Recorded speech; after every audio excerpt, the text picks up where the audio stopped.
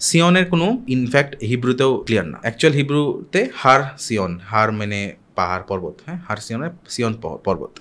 So জেরুজালেমের একটা পর্বতের নাম আছে সিয়ন বা জায়ন পাহাড়, সো মাউন্ট জায়ন বলে এটাকে। So Mount জায়ন is famous because এখানে তাদের মতে কিং ডেভিড বা দাউদ আলাইহিসসালামের কবর আছে রাইট ভিতরে। দ্য প্রবলেম ইজ কেউ জানে না যে কোন পাহাড়ে অ্যাকচুয়ালি দাউদ আলাইহিসসালামের কবর আছে। কেউ বললো এই পাহাড়, হ্যাঁ অ্যাকচুয়ালি অনেকেই ক্লাসিক্যাল অনুযায়ী এটাই দাউদ আলাইহিসসালামের কবর বা ওটা দাউদ আলাইহিসসালামের কবর বলে এরকম, কিং ডেভিডের সমাধি। বাট কেউ জানে না which is the actual one. এরকম তো আর্কিওলজিক্যাল কোনো প্রুফ তো থাকতে পারে না। যুগে যুগে জায়ন পাহাড় বলতেছি, সেই একই পাহাড় কিন্তু আসলে ঠিক আগের মিলিনিয়াতে ছিল না, তারা আবার তখন অন্য একটা পাহাড়কে বলতো।